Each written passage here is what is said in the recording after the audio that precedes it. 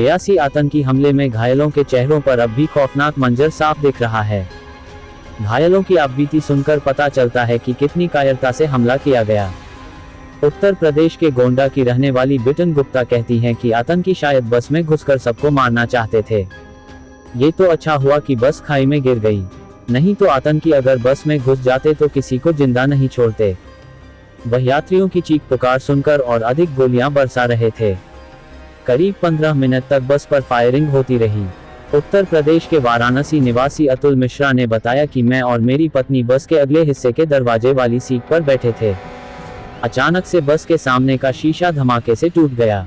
मैंने अपनी पत्नी को पकड़ा और सीट से खड़े होकर बस के फर्श पर बैठ गए।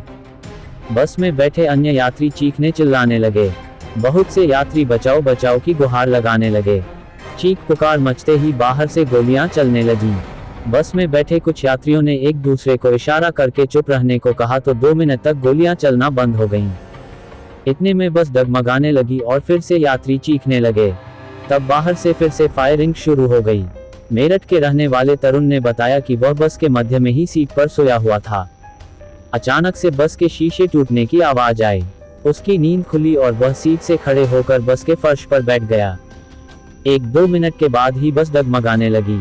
कभी वह छत से टकराए तो कभी निचले हिस्से पर।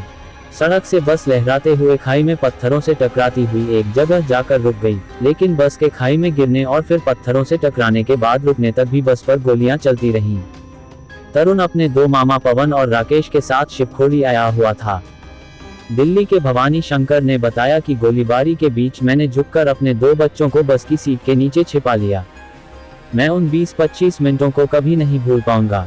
शंकर 6 जून को शादी की सालगिरह पर वैष्णो देवी के दर्शन करने पत्नी राधा देवी और बेटी दीक्षा व बेटे राघव के साथ गए थे। उधमपुर क्षेत्र के पुलिस महानिरीक्षक रईस मोहम्मद भट्ट ने बताया कि जम्मू आतंकी हमले की जांच के लिए 11 टीमें बनाई गई हैं। इनमें से 5 टीमें तलाशी अभियान में लगाई गई हैं। उन्होंने ये भी बताया कि हमले से संबंधित कुछ सुराग मिले हैं और उस पर आगे काम हो रहा है। हालांकि विस्तृत जानकारी देने से मना कर दिया।